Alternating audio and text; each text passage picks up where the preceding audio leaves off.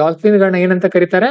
Umbrella species. ನಿನ್ನೆ ಸಿಂಹಗಳನ್ನ ನೋಡುವಾಗ ನಾನೊಂದು ಸ್ಪೀಶೀಸ್ ಅಂತ ಹೇಳಿದೆ. ಎಂತ ಸ್ಪೀಶೀಸ್? ಸಿಂಹಗಳನ್ನ ಎಂತ ಸ್ಪೀಶೀಸ್ ಅಂತ ಕರೀತಾರೆ? ಹಾ, ಅಲ್ಲ ಅಲ್ಲ ಅಲ್ಲ. ಆನ್ಲೈನ್ ಅವ್ರು ಯಾರು ಹೇಳ್ತೀರಿ? ಹಾ, ಆನ್ಲೈನ್ ಅವರು ಕೀಸ್ಟೋನ್ ಸ್ಪೀಶೀಸ್. ಕೀಸ್ಟೋನ್ ಸ್ಪೀಶೀಸ್ ಅಂದ್ರೆ ದೇ ಕನ್ಸರ್ವ್ ದ ನೇಚರ್. ಬೇರೆ ಪ್ರಾಣಿಗಳನ್ನ ತಿನ್ನೋದ್ರ ಮುಖಾಂತರ ಪರಿಸರವನ್ನ ಸಮತೋಲನದಲ್ಲಿಡುತ್ತೆ. They balance the ecosystem by eating herbivorous. ಆ ತರ. ಹಾಗಾದ್ರೆ ಅಂಬ್ರೆಲಾ ಸ್ಪೀಶೀಸ್ ಅಂದ್ರೆ ಏನು? What are the umbrella species? Umbrella species ಅಂದ್ರೆ ಇಲ್ಲಿದೆ ನೋಡ್ರಿ, ಹೇಳ್ತೀನಿ ನಿಮ್ಗೆ. An umbrella species is defined as a species whose conservation is expected to confer protection to large number of naturally co-occurring species. ಈಗ ಒಂದು example ನಾನು ಕೊಡ್ತೀನಿ. Consider this is a river. ಇಲ್ಲೊಂದು ನದಿ ಹರಿತಾ ಇದೆ. ಈ ನದಿಯಲ್ಲಿ ಡಾಲ್ಫಿನ್ಗಳಿವೆ ಅನ್ಕೊಳ್ಳೋಣ. ಓಕೆ, ಸೊ ಡಾಲ್ಫಿನ್ಗಳಿರೋದ್ರಿಂದ there are dolphins in this river. What government said? No one is allowed to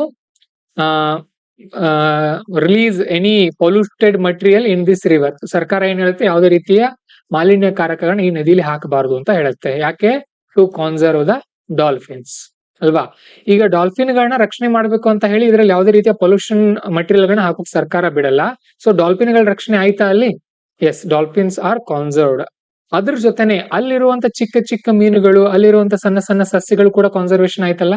S, umbrella species ಅಂದ್ರೆ if you conserve this animals environment, ಈ ಪ್ರಾಣಿಯ ಸುತ್ತಲಿನ ವಾತಾವರಣ ನೀವು ಕಾಪಾಡಿದ್ರೆ ಅಲ್ಲಿರುವಂತಹ ಉಳಿದ ಪ್ರಾಣಿಗಳಿಗೂ ಕೂಡ ರಕ್ಷಣೆ ಸಿಗುತ್ತೆ. ಆ ಕಾರಣಕ್ಕಾಗಿ ಡಾಲ್ಫಿನ್ಗಳನ್ನ ಏನಂತ ಕರೀತಾರೆ? Umbrella species. ಇನ್ನೂ ಅಂತ ಒಂದ್ ರೀತಿ ಕರೀತಾರೆ ಇದನ್ನ. ಏನಂತ ಅಂದ್ರೆ indicator species. Yes, indicator species ಅಂದ್ರೆ if the ecosystem is polluted the number of this species will reduce. ಇಲ್ಲಿರುವಂತಹ ವಾತಾವರಣ ಹಾಳಾಯ್ತು ಅನ್ಕೊಡ್ರಿ, ಇವುಗಳ ಸಂಖ್ಯೆ ಏನಾಗುತ್ತೆ? ಕುಸಿತ ಆಗುತ್ತೆ. ಕುಸಿತ ಆದ್ರೆ ಏನ್ ಇಂಡಿಕೇಶನ್ ಆಯ್ತಲ್ಲ ನಮಗೆ? The water is polluted.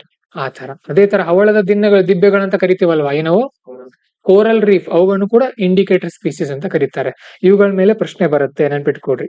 Direct ಆಗಿರಲ್ಲ, UPSC ನಲ್ಲಿ ಡೈರೆಕ್ಟ್ ಪ್ರಶ್ನೆ ಬರಲ್ಲ, ಬಟ್ ಇನ್ ಡೈರೆಕ್ಟ್ ಇರುತ್ತೆ. You should know. ನಿಮ್ಗೆ ಏನ್ ಗೊತ್ತಾಯ್ತು? ಕೀಸ್ಟೋನ್ ಸ್ಪೀಶೀಸ್ ಅಂದ್ರೆ ಗೊತ್ತಾಯ್ತು. ಕೀಸ್ಟೋನ್ ಸ್ಪೀಶೀಸ್ ಏನ್ ಮಾಡುತ್ತೆ? ಇನ್ನೊಂದು ಸ್ಪೀಶೀಸ್ ಅನ್ನ ತಿಂದು ಬ್ಯಾಲೆನ್ಸ್ ಮಾಡುತ್ತೆ. ಅಂಬ್ರೆಲಾ ಸ್ಪೀಶೀಸ್ ಏನ್ ಮಾಡುತ್ತೆ? ಅದೇನು ಮಾಡಲ್ಲ. ಅದನ್ನ ನಾವು ರಕ್ಷಣೆ ಮಾಡಿದ್ರೆ ಉಳಿದಿರೋ ಎನ್ವೈರನ್ಮೆಂಟ್ ಕೂಡ ರಕ್ಷಣೆ ಆಗುತ್ತೆ. ಇಂಡಿಕೇಟರ್ ಸ್ಪೀಶೀಸ್ ಇಂದ ಏನ್ ತಿಳ್ಕೊಳ್ತೀವಿ ನಾವು?